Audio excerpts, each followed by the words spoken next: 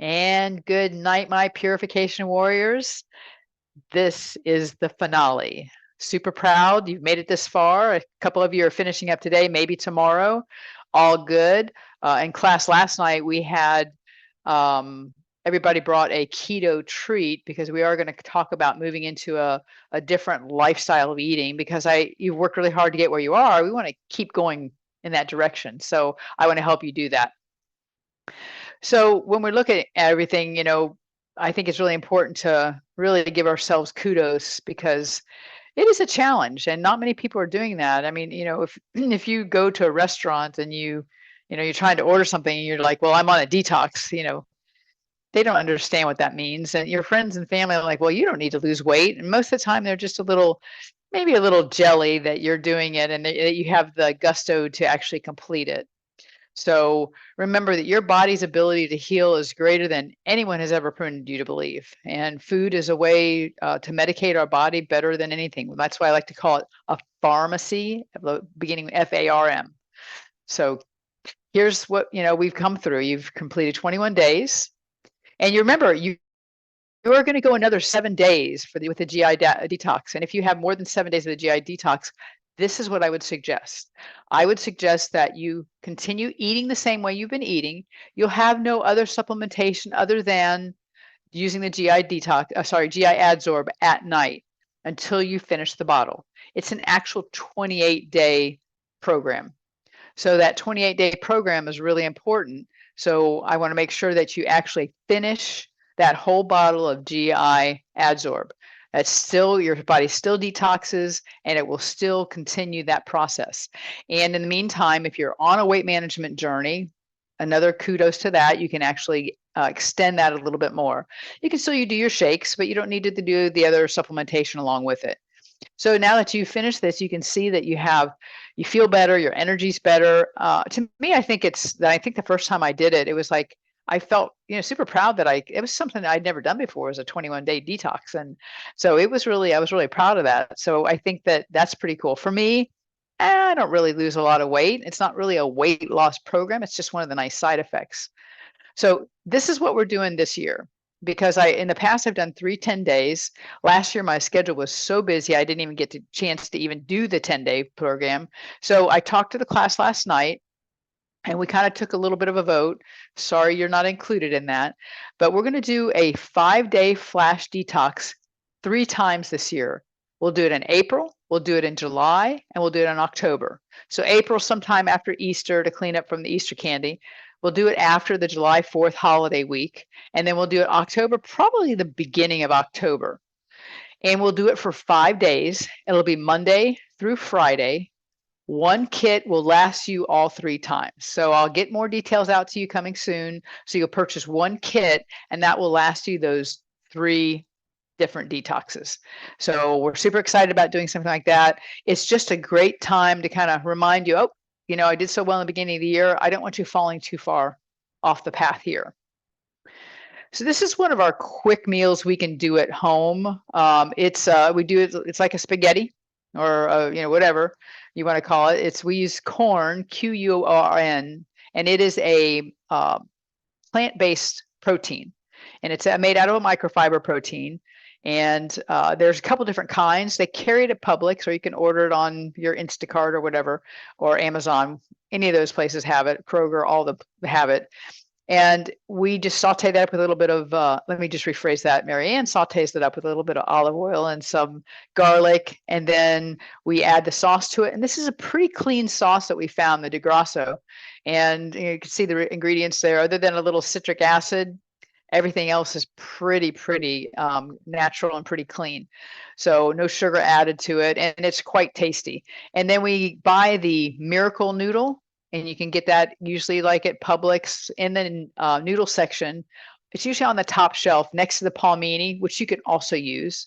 Marianne likes the Miracle Noodle a little bit better. It very much simulates a noodle and it absorbs the flavor. And then we just saute the corn, the chicken, the plant-based chicken, and then we mix it all together like a spaghetti. And it's it's a great heat up the next day kind of food as well.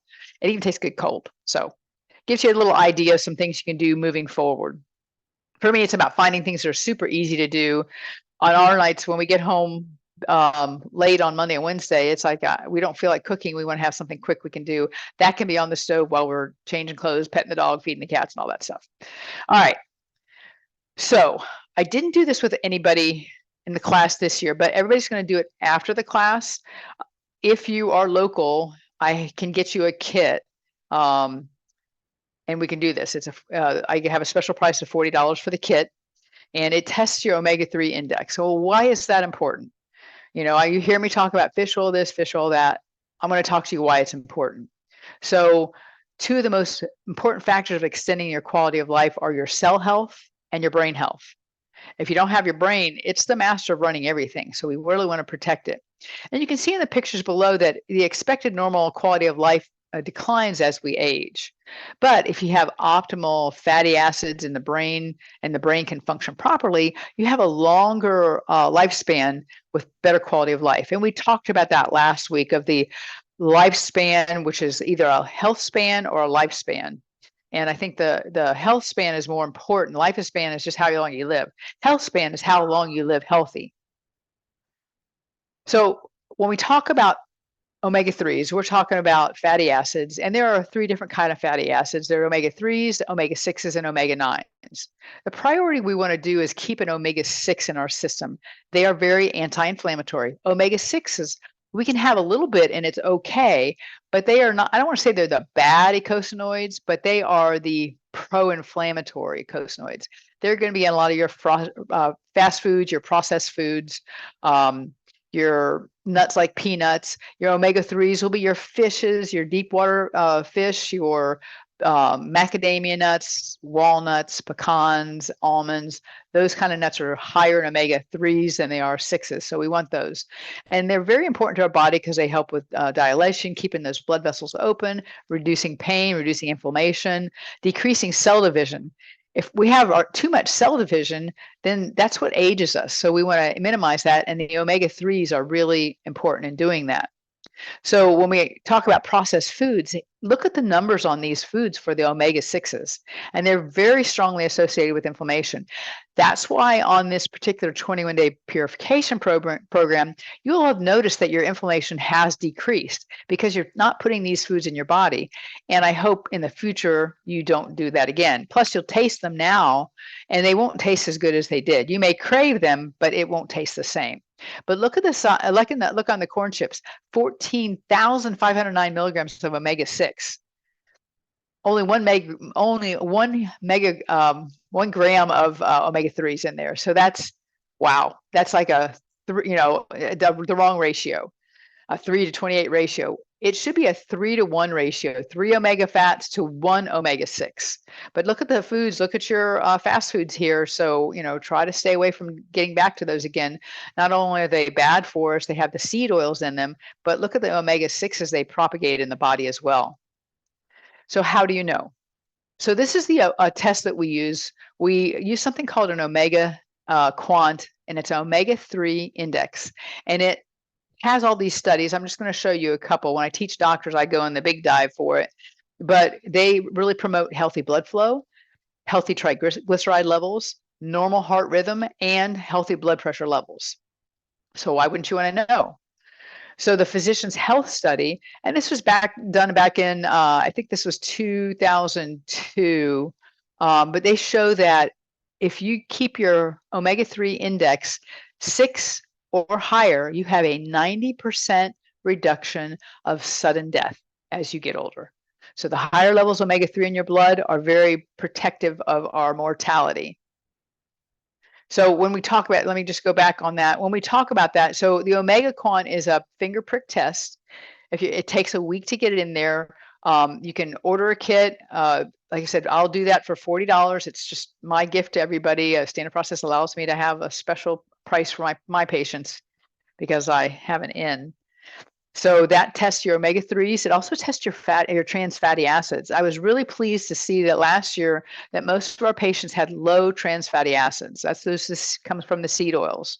And their omega-6, though, I was really disappointed because the omega-6s on most of my patients that we just tested were in their 4s and 5s. And the nice thing about that, my patients that are currently on omega-3s, I can calculate how much more they need. So generally, if they're taking something and they're in the 6 range, we usually add at least 2 more. And you know me, I like cod liver oil because it's found with naturally found vitamin A, naturally found vitamin D, the liver from the cod, because I don't know any of you that are eating liver out there, except for Marianne, and the omega-3s fatty acids. So really important, a good bang for your buck. That's why you'll hear me recommend that a lot to patients. So let's talk ketones. Now, be very clear. I'm not getting you to put you onto a ketogenic diet. We are going to do something more of a low carb, high fat, moderate protein, and the protein will be a mix of plant-based and animal-based. Very, very important, because literature reads that if we just stay all animal, it's not as good for us as mixing that plant-based in. And I've done a lot of research, so that's kind of what we do at home. That's why I want to introduce that corn, because it gives you another option of plant-based. And you could do your plant-based by doing your veggie pro shake. So for me, half my grams of protein come from plant. I use a plant-based vegetable protein and the Veggie Pro, and then I'll add in sometimes a little whey pro for that as well. And then later we'll have chicken or fish or some eggs. And once in a while we have some red meat. We just don't do that often. So let's talk about ketosis, because I think you hear about it, but you don't really understand it. So how does it really work? So traditionally, diets are higher carb. So that causes glucose levels to rise. Your pancreas then has to secrete insulin. Then that insulin takes that glucose and pushes it into the cell to have your your energy. So that's super important. Now, a keto diet is higher fat. And what that means is as the glucose levels fall, lipase releases and the stored triglyceride, lipase releases, and then triglycerides are stored, and then fatty acids travel about to the liver, and then the liver produces ketones for energy. So ketogenic, it's used for a lot of things. We use it for diabetic patients. We use it for our heart patients. We use it for neurological, weight loss, PCOS patients, acne, respiratory patients, and also cancer. The big thing that ketosis or ketogenic diets were used for were for children with epilepsy. And the research showed that this would actually stop without medication. So it is a good concept, but we're not going to do ketogenic. Ketogenic means you're going to do less than 20 grams of carbs a day, and that is really a challenge. I want you to be successful at it, and I found, that keeping the carbohydrates a little higher is better for us and easier to manage and maintain as a lifestyle. So I get this question asked all the time, well, if I'm eating all this fat, isn't it going to cause heart disease? This is an article from 2010.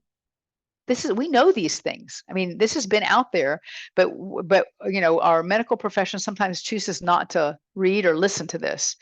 So this was a meta-analysis of a bunch of studies, and it showed that there is no significant evidence or conclusion of that dietary saturated fat is associated with an increased risk of either chronic heart disease or cardiovascular disease. It's right there. And then more importantly, those diets like a ketogenic diet are very neuroprotective from things like Alzheimer's and Parkinson's and dementia, even preventing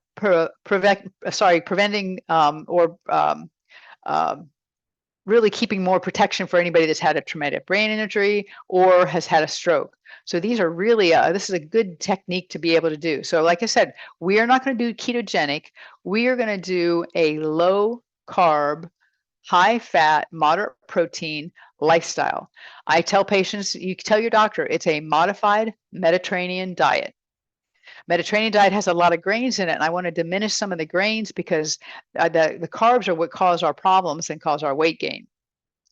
So really, excess stubborn fat is just a problem of stuck energy in the fat cells. So how do we get that out? So we have two fuel sources in our bodies. sugar and fat. Sugar in the form of glucose, fat in the form of ketones. 99% of people use sugar as their only form of energy. And that's why they eat so many carbohydrates, and that's all that's available to them. Because when you run out of carbohydrates, you can't switch over to burning fat. It's as if your car, which runs on gasoline, runs out of gas. You can't go put diesel in it and expect it to run like it did with the gasoline. So we're going to switch all that for you. It takes about 2 weeks to be what we call fat adapted. So here's the conundrum. The blood sugar must be at 100. The body's programmed to do whatever it can do to maintain your blood sugar at 100. It works really hard to raise it or fight it, but it wants to keep it at 100. At 100, you have the best mental and physically, approach to life. And at 100, it means you have exactly 2 teaspoons of sugar in your blood. That is not a lot. Insulin is a hormone, and that lowers blood sugar by taking the sugar, like I said earlier, putting it in the cell. Well, that's important, but what happens is we eat so much sugar, the insulin can't put it any place. There's no place else for it to put it because there's so much sugar, there's no cells left to put it in. And when insulin converts sugar to fat, it's a one-way street. So if we have too much sugar, then the body just converts it to fat, and then we store it as fat. And it's like if you have your car and you have it sitting in the garage and you haven't driven it, and your tank is full of gas, and you take another gallon or 2 of gas and you pour it in the tank, but you haven't driven, so you haven't used any of that gas previously, that gas is just going to pour out. Same thing when we eat too many carbohydrates and we don't utilize them, they get stored as fat. A carbohydrate is a big bunch of carbons, hydrogens, and oxygens, and it's a big, bulky molecule. And when we eat it, if we're not going to use it for fuel, it gets broken down into nice, neat little packages we call fat, and it's stored, and we know where it's stored, on our hips and on our bellies and the back of our arms and other places. So we don't want that. So what are we going to do about this? So diabetes is what happens when we have that insulin resistance. We have 2 types. Type 1 means that the pancreas does not produce insulin. So that particular patient was born that way. They have to use insulin. They don't make any insulin at all. So we have to give insulin so the insulin can take that glucose to put it into the cell. If we're type 2 diabetic, and I will say 99% of the time it's caused by us, that's when we eat too much sugar and the pancreas can't do its job anymore. It says, okay, I've got insulin, but the receptors aren't receiving it anymore because they're full. And then that's when you hear those terms, insulin resistant, and that's not a good place to be. Then when patients are taking metformin and all these other medications, which are not fixing them, they will just continue to gain weight. They may not be in a diabetic response, but they'll still be a type 2 diabetic. So once a type 2 diabetic, always a type 2 diabetic. But you can be a type 2 diabetic and be not on any medication because you made lifestyle changes. So when we increase our glucose, our hunger and cravings and moodiness also increase. But when we decrease our glucose, then we have fat will be released then. If we have too much glucose, then the fat will just stay kind of packed away because it's being stored. We're using all the sugar for your fuel. So we have highs and lows. So when they go up and down, that's what we call insulin resistance, when we have that big roller coaster. And when we have that kind of just nice little ebb and flow where it may go between 80 and 120, goes up a little bit, 120, and then comes back down to that 80 range. That's what it's supposed to. That's insulin sensitivity. So our body's sensing the insulin and then utilizing it properly. So people that say they're hypoglycemic or they're hyperglycemic, that means they're just sugar burners. And what does that mean? So your body, we're either 2 types, and I kind of describe this as like an oil lamp and an alcohol lamp. An oil lamp being your body fat and your alcohol lamp being sugar, because sugar kind of gets broken down quickly, and so does an alcohol lamp. So these 2 lamps, the oil lamp is a slow, long burning lamp. The alcohol lamp burns a lot quicker.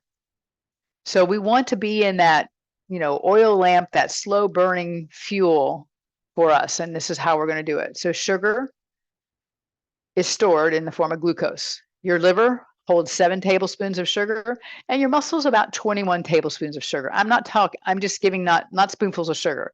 I'm talking sugar broken down into glucose and expressed that way. If you eat no sugar, you become dependent on liver sugar, which will last you 72 hours. Then the brain and the body will starve and die unless you tap into your fat reserves. We have that lovely fat there, and remember, it is not a cushion and is not an insulator. It's really a very misunderstood thing. It's actually a fuel source. So what is the purpose? Just that. It's a survival gland. It protects against the starvation of sugar. So when we have that, and if you're eating enough fat, then your body has permission to release the fat. Our organs need fat. Our brain needs fat. In particular, our brain is made up of DHA fat. And in your omega-3s, we have 2 types. We have an EPA and a DHA. The DHA is what our brain is made of. So 65 to 68% of your brain is DHA fat. So those omega-3s are very important because it needs the DHA fat to feed it. And then the EPA is what protects it and babies that brain, because we know our brain needs to be babied sometimes. So fat is a backup organ for sugar. And if you run out of sugar and you can't switch over, at one point you'll switch to using fat. So we're going to start doing that by talking about how to eat that way. So your goal should be to starve your body of sugar. You starve your body of sugar, then you'll burn fat. Versus reducing calories, eating less, and exercising more. That calorie in, calorie out does not work as well. It's a viable model in the air on paper, but it physically doesn't work in our body. So we're going to talk about why.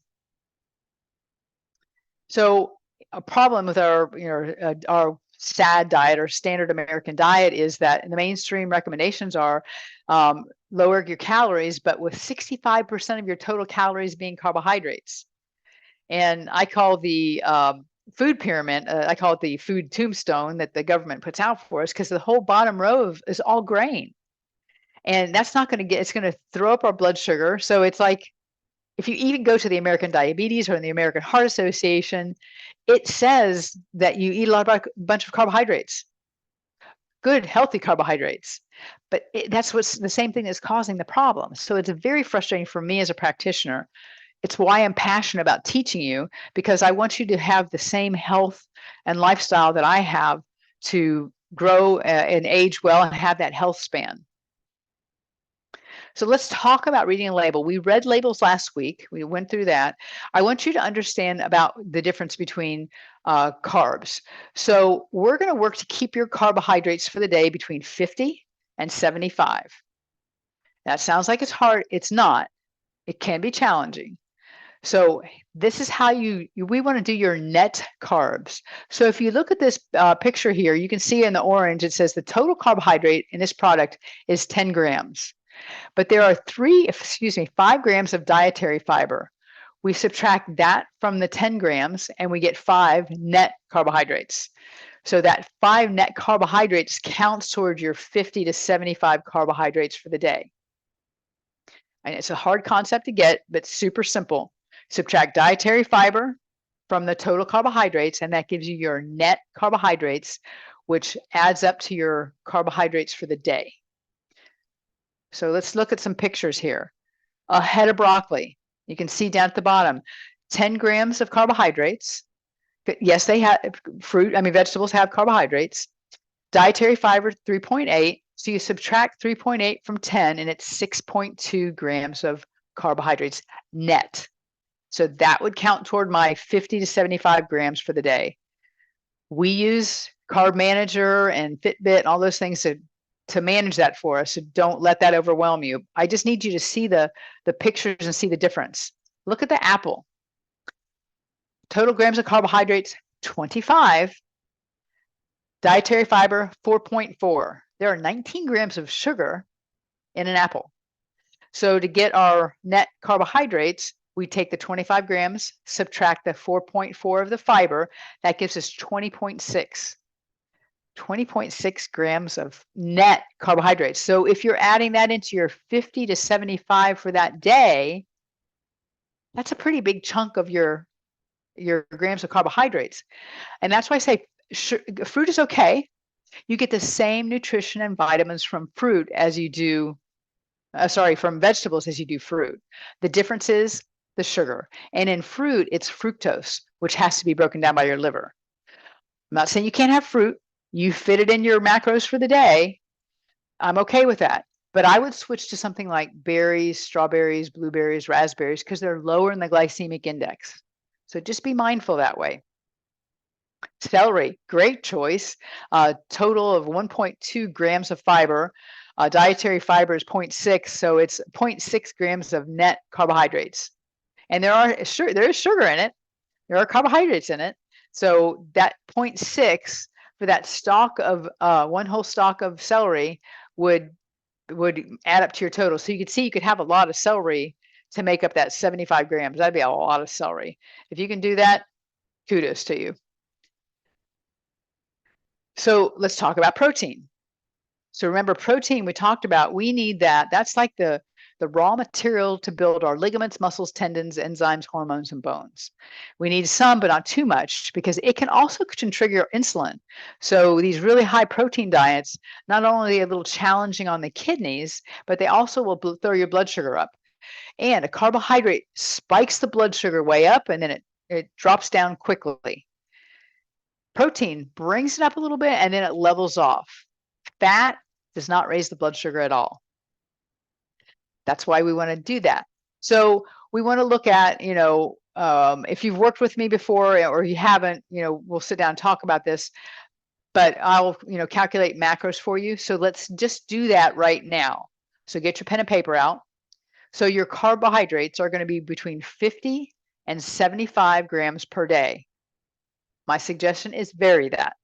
One day do 50, one day do 60, one day do 70, one day do 75, one day do 55. I call that the Basudin confusion principle. The body never has a set point. It's like your thermometer, your thermostat on your air conditioner. If you keep pushing it up and then pushing it down, pushing it up and pushing it down, it doesn't know what to do. So we don't, once we get that thermostat in our body to stay set, then it's like, oh, I don't need to do any work now. So we always want to challenge it. So your macros are your grams of carbohydrates for your daily intake for between 50 and 75 net carbohydrates. That's total carbohydrates minus your fiber equals your net. For your protein, half of your ideal body weight. My ideal body weight is 130. Half of that is 65. I don't want you to calculate at your current weight if you're on a weight management program, because that's way too much protein to be eating. So I do 65 grams. On a day that I work out with like a heavier workout, or I do weights, I'll do a little bit more. And as we age, we need a little bit more. And I will do that in combination of a plant-based and animal-based protein. So make sure you do that. It's not an Atkins diet, because remember, Atkins diet, you were eating bacon and ham and that's not what this is. Because remember, bacon, if you can get uncured bacon, awesome. But bacon is usually cured with sodium nitrate, and you can either have fireworks with it or cancer. Pick one, or both. So does eating fat make you fat? I love the commercial where the guy is like, honey, does this suit make me look fat? And she says, no, honey, it's the fat that makes you look fat. So eating fat, if you didn't get anything from these 21 days, please know it's not the fat that makes you fat. It's the sugar that makes you fat. If your insulin is low, you'll be doing two things. You'll be using dietary fat as fuel, and you'll be using stored fat as fuel. So if we don't spike the insulin by eating a bunch of carbohydrates, because the body has to do something with that sugar, and the insulin is what does that, then keeping that insulin lower by eating less carbohydrates, you use your dietary fat as fuel and you use stored fat as fuel. And most everybody in my class had some stored fat that they can get rid of. So we are living in Florida, not Alaska. It's not an insulator. It's not a cushion, mind you. So the amount of fat you eat is adjusted for losing weight or maintaining weight. So if you're not sure what that should be, we need to get together on that. So why do we need fat to burn? So the body considers stored fat as a last-ditch survival fuel. And if we restrict our bodies from it, then our body's just going to hold on to it. But if we eat enough fat, then it gives it permission to utilize it for fuel. For instance, when I go for a bike ride, I have my coffee in the morning with organic whipping cream. That's all I have. I do intermittent fasting, which we'll talk about. And then I go on my bike ride because I'm using that fat for my fuel. I don't get hungry. I have plenty of fuel. By the time I'm done with my ride, I'm ready to have my lunch. That's what we want to have. It makes you feel, for me, I say that I don't have an appetite. What it means is that I have time to prepare my food and eat a good meal instead of standing at the microwave saying, hurry. You know what I'm talking about. So if you do a low carb, a low fat, and a high protein, you spike your insulin and you stress kidneys and liver. So that's why we want to keep that protein down. If you do a low carb, low fat, low protein, you burn off some fat, but you also lose protein. Because remember, and you've heard me say this before, if you eat a carbohydrate and it spikes and drops down, it can't switch to burning fat. The next available thing is your muscle. So you start eating your muscle. Remember, we talked about sarcopenia last week. This is another way sarcopenia happens. It's already happened as we get in our 50s at a 1-3% rate per year if we're not weight training. And then we do it this way, and it's even more. That's why we do the InBody in the office. And if you're not near the office, go to InBody near me and get that body composition done, because that'll tell you where your fat is, where your muscle is, where your bone is. And that's a really good, and where it is on your body. So if you're near the office, please come in. We'll test you on that, and that we have a place to start. In the office, in the class, we do a pre and post weigh-in, plus meaning just a weight check-in in between time. But we do the body composition so we can see how much. And it's really fun to see how many people lost body fat and were able to maintain muscle, just changing the way they eat. That's the way I designed the food this year a little differently than the past, because I saw patients eating too many carbohydrates in the form of quinoa and lentils and too much fruit. And I wanted them to really have a good set point for their weight management program. So I really want to see some weight loss, and this is how we did it. So eating fat keeps the body out of stress. If we eat healthy fats, those are the coconut oil, the olive oil, the extra virgin olive oil, the avocado oil, your avocados, real butter, grass-fed cheese. Cheese is not grass-fed. The cow that makes the milk that makes the cheese is grass-fed. So it receives the signal of no danger. Okay, I can let go of some of my reserves. And a lot of us have those reserves to get rid of. Sugar feeds that fight or flight mechanism. We want that sugar available. So if your adrenals have to spike out, like you walk into a room and something scares you, tiger walks into the room, you're going to either make a decision to run or fight that tiger. Either way, the adrenal glands, that fight or flight mechanism, asks sugar, hey, get in the muscle quick. I need you to either fight or run. So when we're stressed, guess what?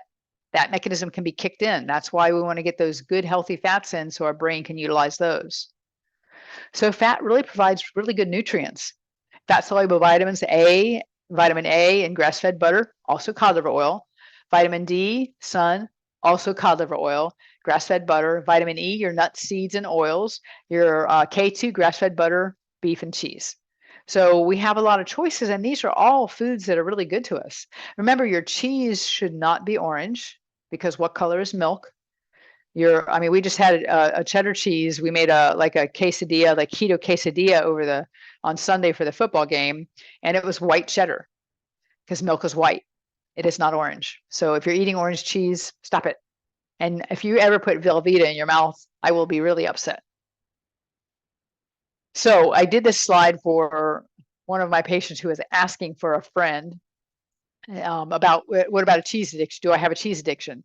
Well, it does turn out the research suggests that casein, which is a protein found in dairy, is very highly concentrated in cheese, and it releases an opiate. We know what opioids are, an opiate called casomorphin, and as it digests. So these opiates actually can signal comfort to the brain directly via those hormones.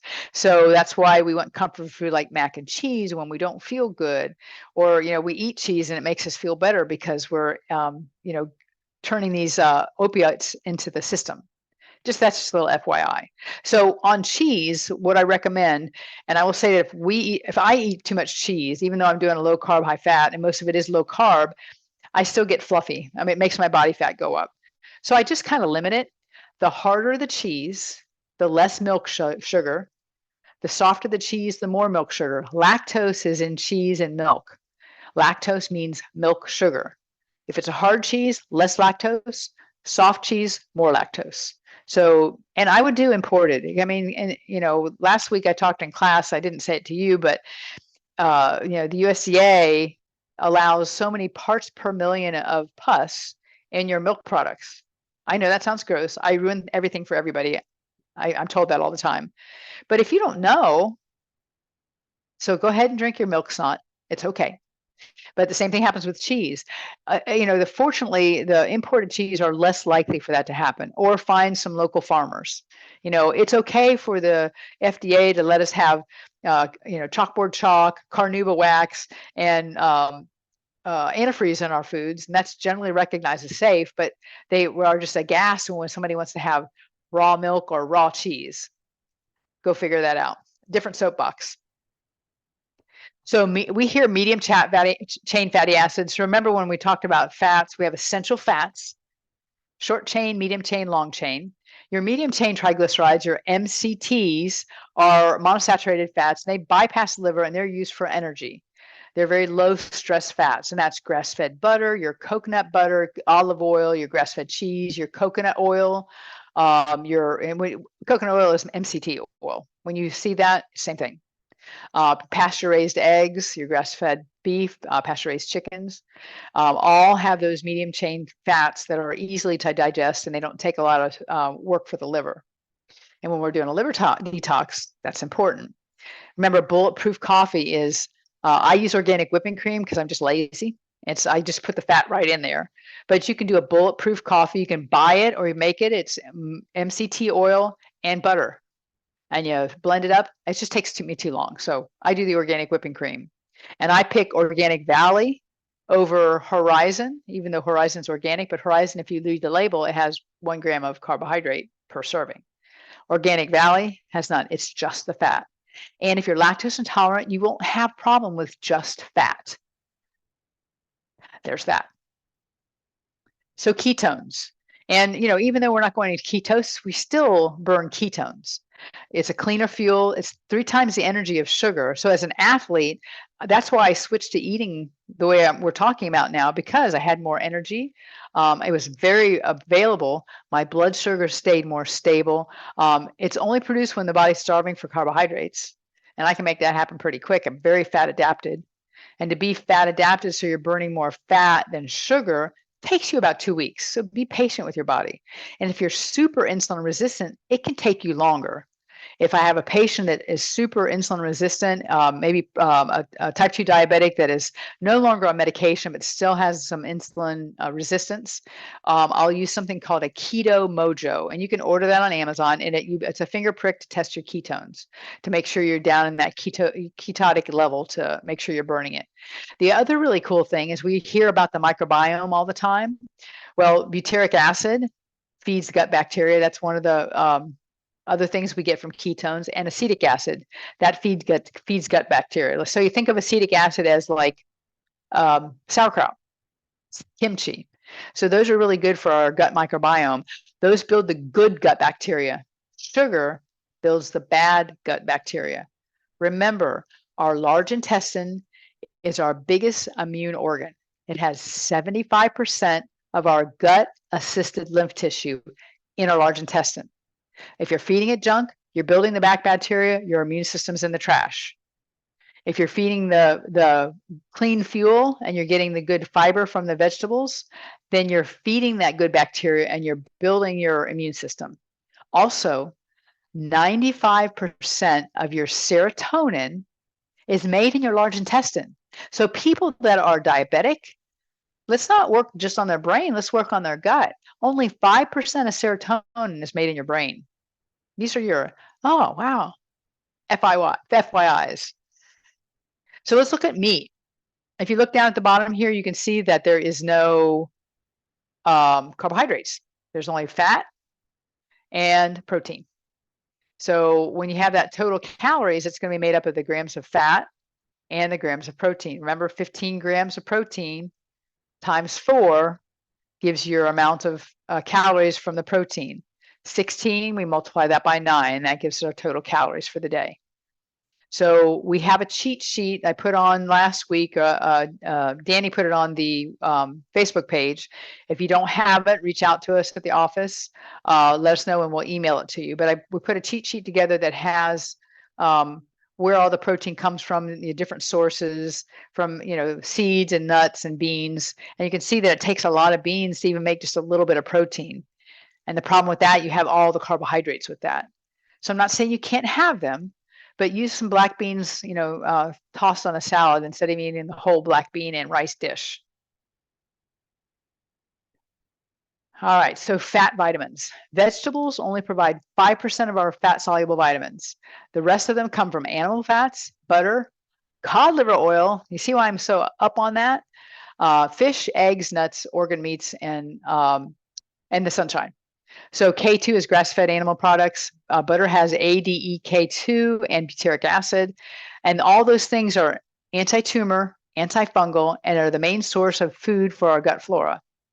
And microbiome is a big thing. I teach a whole 4-hour lecture on it. If you want to come down to Puerto Rico, I'm teaching this weekend. I will be happy to just tell you everything I know about the microbiome. And this is kind of what you can see here is like a weekly menu plan. It doesn't look too bad. A shake for breakfast, maybe have some, other protein with that, some your plant-based protein shake and then some animal protein. Your lunch, your snack of either nuts or cheese, a salad for dinner with maybe a little bit of fish or chicken on it, or not, just a plant-based, and then some type of keto snack. So in class last night, everybody brought a keto snack, so it was really fun to see the creativity. And I mean, you only had to eat a couple of those, and you're pretty full fast because it's fat and it's satiating. So this is kind of an idea of what you can do. But I want to also talk about intermittent fasting. I'm a big intermittent faster. It's great for weight loss, but I like it because I just feel better. We eat too much. Our body needs to rest, and we just never give it a chance. But we're not even hungry and we're eating. We've already looked at the refrigerator 3 times and the light still works in there. And there's nothing new in there from the last 5 minutes that we checked. But intermittent fasting it's a pattern of eating. We call it time restricted eating. There's a couple different ways we can do it. So we focus on when to eat and not what to eat. So for me, on Monday and Wednesday, I do a 16-hour fast with an 8-hour feed. So I eat my first meal at 10:30. I eat my last meal at 6:30. That does not mean I eat the whole time in between. I eat a big meal at 10:30. I eat a big meal at 6:30, and then I don't eat anything before I go to bed. I go to bed early anyway, so that's 16 hours before I eat.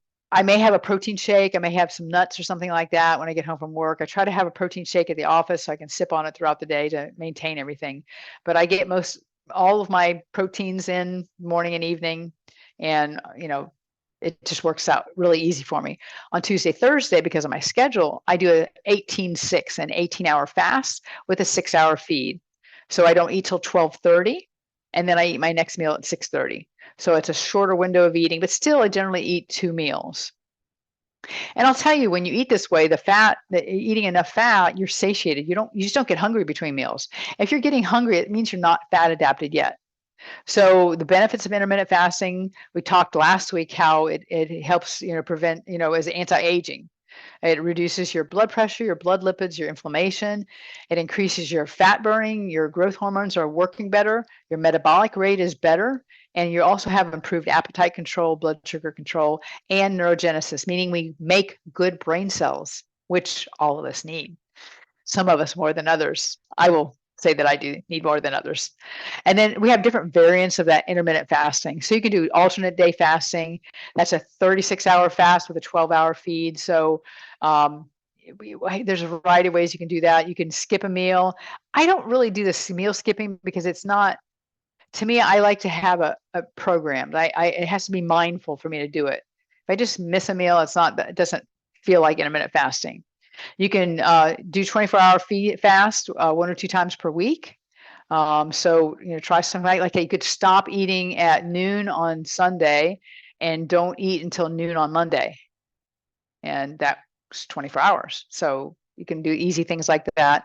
I do the 16-8, which works really well. And sometimes on Fridays, I do the Warrior, which is a 20-hour fast. So I won't eat until 1, 2 o'clock because I do a long ride that day, and then I have a 4-hour feed. I mean, that may happens when I'm riding a lot just because it's easy. So you may take you 2 weeks to kind of get into it. So start with maybe a 12-12. That's a 12. You don't get up in the middle of the night to eat. So 12-hour fast with a 12-hour feed, and limiting it to 2 meals and maybe a snack in between. We don't have to have 3 meals a day. We don't have to have 6 meals a day. That is just marketing. And marketing is all that it is. Our body does better when we eat and rest. The body then has time to break those foods down. Remember last week we talked about having enough protein at one time, 30 to 40 grams, that first meal, for your body to be able to have protein synthesis, to be able to break that down so we can use those amino acids to build our muscle. So limit meals to a 1 8-hour window. So you can go then maybe try a 14-10, see how that works for you. I feel like a 16-8 is pretty easy, especially eating a later lunch and then an earlier dinner. So give those a try, and your time wherever you start doesn't matter. If you want to do it 8:30 and 4:30, I don't care. You pick, make it work for you. And you can drink coffee. I do what I call fat fasting, meaning I drink coffee in the morning with my organic whipping cream, and then I don't eat anything till 10:30, and that's when I take my sups. Food allergies. Let's talk about that. So you crave the foods that you have intolerance to. You feel an adrenaline rush after eating them, and you crash and feel terrible afterwards. So there's a lot of symptoms associated with food intolerances. There's weight problems, allergies, joint pain, fatigue, migraines, digestive trouble, diarrhea, bloating. You get like skin stuff, poor concentration, sleep disorders, urinary trouble. So you have a lot of different things that happen there. Eczema. So just be aware of that. And I love this cartoon because this is like us as kids when we were growing up. I had a wild and reckless youth. I ate gluten peanuts without wearing a helmet or sunblock, and we still are alive. All right. So respiratory distress is another one, but let's take a look at that. So allergies and intolerance. So the body's immune system made mistakes that a part of that food is harmful. And it happens fast, usually minutes to hours, either sneezing, hives, nausea, migraines, red eyes, skin discoloration. I have this allergy to tomatoes, and I can eat a tomato, and you can literally watch it come across my face and around my mouth. It just started. We just figured out that it was tomatoes and a couple other minor things, but that would be an allergy. An intolerance, usually it's a part of a food or the additive that's in it. Your body can't process it, causes an irritation. So a longer time frame can last up to a few days later. And so, the allergy would be more something to worry about. The most common food allergens are these foods: your peanuts, tree nuts, fish, shellfish, your eggs, milk, wheat, and soy. So definitely making sure your eggs are free range, your milk and cheese are organic or processed the least. Fish wild caught. I generally stay away from wheat anyway, because wheat and corn are hard because they're all genetically modified, and I just don't even play around with it. So we want to add foods in. We want to reintroduce them. So it's really a great way to gauge what foods how they make you feel. So take a food that you suspect, usually a food that you crave, add that into your diet, and just kind of, keep a little log of how you feel. Did it make you feel good? Usually within 20 minutes, you'll know. It takes that long for it to kind of get into your system. Sometimes it can be quicker than that. Like I was shocked with the whole tomato thing. We were literally sitting at breakfast, and I said, okay, I'm going to have an omelet. We were on the detox, so I didn't have any cheese. So it was a Spanish omelet. It had salsa and tomatoes, onions, and mushrooms. I already had mushrooms and onions, and I'd already had eggs. So I knew those weren't the issue. I had like maybe 2 bites. All of a sudden, I get that red flush, and I start getting an irritation in my mouth. And it was within minutes of eating that. So it just depends. I'm like, it doesn't kill me or anything. I don't have anaphylaxis or anything. I can still breathe, but it's just uncomfortable. Introducing one new food every 48 hours. So if you have a reaction, wait 72 hours before bringing a food in. And that brings me to what to introduce. I have grains here because you think that I've kept you from grains. I'm trying to get you to consider maybe keeping them out of your diet. Have a little quinoa, maybe have some lentils, and maybe some steel cut oats. but stay away from the wheat and the barley and the brown rice for now. I mean, I will have a little rice if we do sushi. We do that once a week, and I may have one roll with rice on it, and everything else doesn't have. Your dairy, your cheese, milk, yogurt, and butter, your nuts and seeds raw. Portion is really important. For me, I can eat raw pumpkin seeds, but I can't eat roasted. It's just weird. Shellfish, we know that shrimp and mussels are bottom feeders, so we know where the cruise ships go when they're out to sea. And Bob, see, I'm ruining everything for you. Eggs, try your grains first, but also your eggs after, and try free range. My mom couldn't eat eggs, and then we went to Costa Rica and we ate eggs. For the chickens were just like walking around eating whatever's God provided that day. So and she could eat those eggs. So that's when we figured out that, oh yeah, there's something to this free range thing. And Girl Scout season is coming, so there are a lot of food allergens in here. I should put how many carbohydrates in there. I think I'll have to do that the next year. So be aware that there's allergens in there. So please stay away from Girl Scout cookies. Only 1 in 25 people have an allergy. Most of it's hives or some type of skin reaction, like what I have. Anaphylaxis. It's there's a portion of people that have it, but it's not. Everything else is really minimal, so it's not a big deal. I mean, there are some people that do have severe reactions, but the percentage is really low. And usually those people know about it. Like a really bad gluten, they're celiac, they have a really bad response to it. So your meal plan, your diet should be complex and rich. And remember, you are staying on the GI Adsorb for another at least 7 to 14 days, depending on whenever you got your GI Adsorb. You're going to finish that bottle. And while you're still taking the GI Adsorb, I want you to still maintain your diet as you did on the purification program. You can do your protein shake, that's fine, but you don't have to do the SP cleanse or the gastrofiber or the green food. Some people like to take the gastrofiber because it keeps their digestion moving well. The other two you don't have to do, but the GI Adsorb 4 at night with a glass of water before you go to bed to help pull those toxins out, because it's still, the process needs to happen. So finish that bottle. So we talked about macros, so 50 to 75 grams of carbohydrates, half your ideal body weight in grams of protein. My body weight is 130, half of that is 65. 65 grams of protein is what I do. And then your fat, we'll have to kind of talk about that. I would keep it in the 120 range. That's usually 120 to 150 should be okay. It sounds like a lot, but remember, it's double the calories, and it's really concentrated. So don't think you're like eating a whole stick of butter, but it would be okay. But discuss your goals with me if you haven't. And one of the things we'll do for you is I'll have Danny send you a system survey, because we have all your emails. And my gift to you is to fill out that system survey. I will go over it with you and kind of give you a where to go from here. Give you a slight protocol, small protocol just for fundamental, do your daily fundamentals, and see if there's anything going on underlyingly. Or if you feel like you need a little more in depth, and we can sit down and do a whole functional medicine appointment, which is with blood work, a food log, a system survey, and we do a whole big deep dive, even adding exercise in. So your shopping list was on that sheet that I gave you that had your purification guide. So on the back side is your shopping list. Continue with that. I'm not saying you can't have those foods. If you can make them fit in your macros, fine. But there's a lot of choices. You can go to carbmanager.com. You can go to dietdoctor.com. Both have really valuable. Carb Manager is free. Diet Doctor, I can't remember how much it is. It's a paid for website, but the first 7 days is free. And they've got both of them have a valuable vault of information, meal plans. Like Diet Doctor, you pay for it, and you can actually do a meal plan. Carb Manager has the app that you can add your macros in on the custom setting, and then you put your food in. So there's even an app coming out, I think, called Hava, and you can scan your food on your plate, and it can read it and put the macros in for you. One of the other apps that one of the in the class they suggested was called Yuka, Yuka. It's a picture of a carrot, and you can scan food at the grocery store, and it'll tell you what's in it.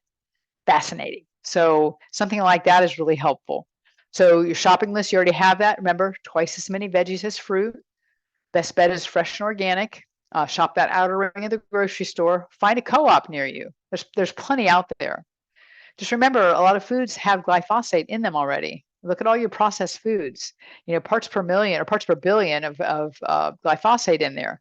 And we actually have a test to test glyphosate. I don't do that because it would scare the holy crap out of everybody, because it's in us, all of us. And that's why we do detoxes like this. The GI adsorb, it will be something good to add into your diet, maybe one a day in the future. Not as hardcore as we're doing right now, but it will be good to pull that glyphosate out. We've done some testing with that, and so we have the data on that. So we learned that glyphosate is a destructor of the just human health and biodiversity. So we know that it's going to, damage our gut and our gut bacteria, which is a big problem. We'd already talked about how it's our immune system. So if we're having glyphosate, and trust me, the wheat farmers spray their crops with glyphosate to kill it so they can harvest it without it molding. But we're eating it. And things that are genetically modified, same thing.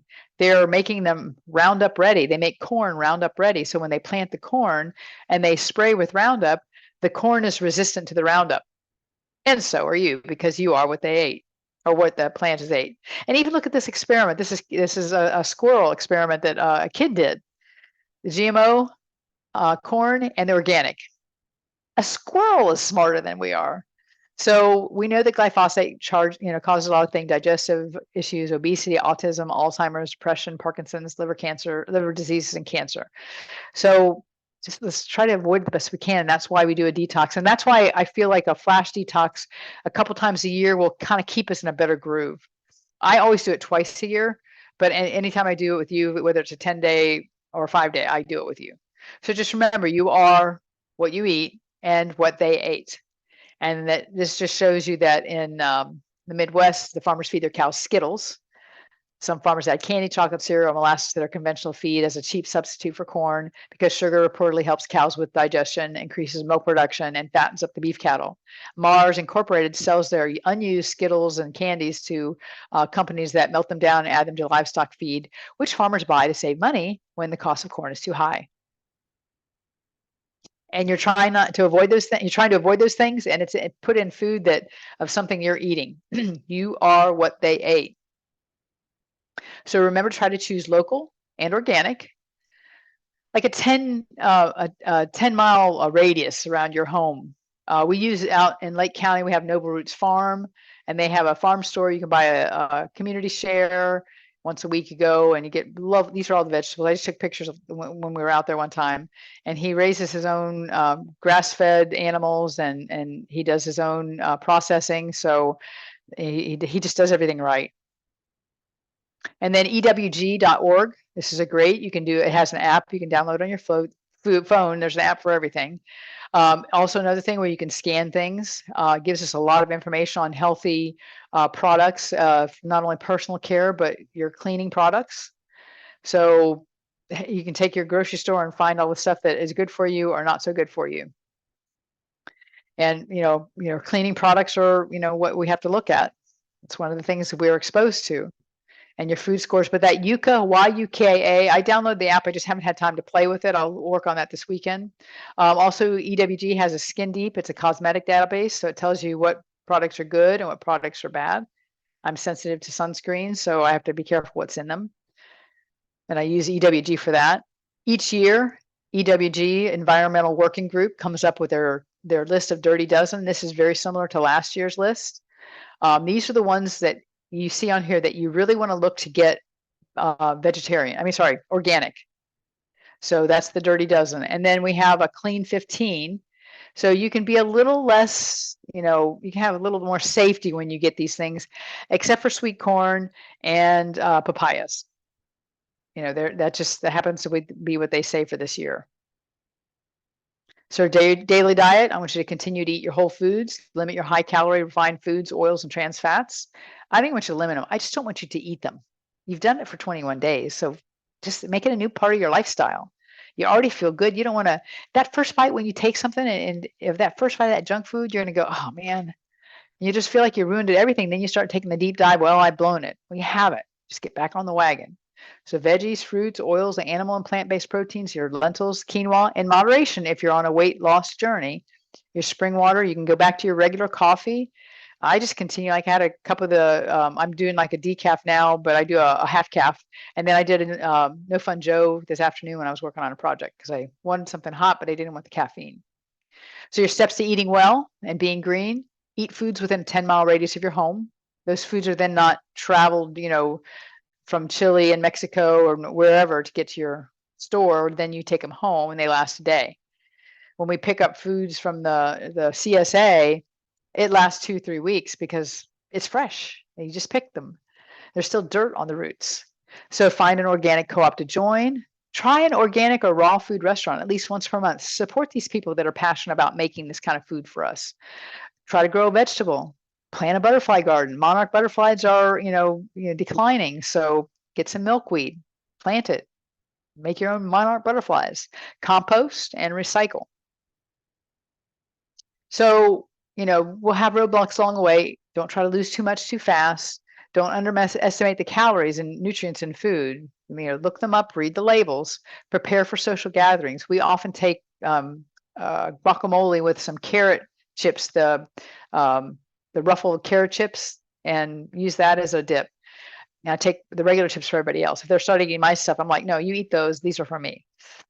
Portion control. So your stomach is this big. You're big as your hand. So when you squeeze all your food together on your plate, it shouldn't be any bigger than that. It's just the way it is. So that's how much food your body can process. Use new foods so you don't get bored. Try different colors of the rainbow of your vegetables. Keep processed and refined foods out of the house, and limit your alcohol and caffeine. In our household, we don't drink on school nights, and we limit that. So on the weekends we may have a drink. Remember, 1 glass of wine is okay for you, not a 12-ounce pour. 4 to 6 ounce glass of wine is okay for you. It's good for you. It has resveratrol in it. The second glass totally negates the first. So if you're drinking your glass for your health, only 1 glass. And really, honestly, to get enough resveratrol from the wine, you'd have to drink 1,000 bottles a day. It's just not doable. Okay, you can't afford it, and it's just not doable. And then I put this over here. So like if you're out and about, and you don't have a measuring cup, you can kind of see, a deck of cards is 3 ounces, an egg is about 1/4 of a cup, the size of an egg. So use that as your measurement when you go out to eat your foods. My favorite sign: not only did I fall off the diet wagon and dragged it into the woods, I set it on fire and used the insurance money to buy cupcakes. I don't want you to do that. That's why we're going to do these 3 5-day flash detoxes. I think it's going to be the best choice in this modern world, keeping it during the weekdays. I interviewed the class last night and polled them. I said, would you rather do Monday through Friday or Thursday through Monday, where you had to go through a weekend? And everybody voted the Monday through Friday. Weekends are tough, but when you're working, sometimes it's easier just not to think about it. So life happens. We have a tendency to, fall off back on our bad foods. That's why I want to do these 5-day flash detox, because it'll keep that from happening. It's coming up in April, and you'll be ready to be cleaned up then. Healthy habits, your exercise. I would do something every day, 30 to 40 minutes every day. If you miss a day, then it's only 1 day you miss. You've done it 5 or 6 other times that week. If you only work out 2 to 3 days a week and you miss a day, then you've only worked out twice a week and you haven't worked out 5. So keep that in mind. Getting your steps in, get a massage, get enough sleep, use your watches or Oura Ring or Fitbit or whatever you have to measure your sleep. Practice stress management, so you're best at your best. And just remember, continue. This is a protocol that can last a lifetime to make this your new normal. And remember, these companies are not making you health products. These are not health products. This is, how they pocket their money. You can make your own healthy shakes and healthy drinks. And Tipper, she's no longer with us, but my heart goes out to you. So remember, our goal is really to help you create this lifetime of health and vitality. And I just want to thank you for your energy and your effort. And I'm proud of you for finishing. And we will look forward to seeing you on the April 5-day flash detox. So see you next time.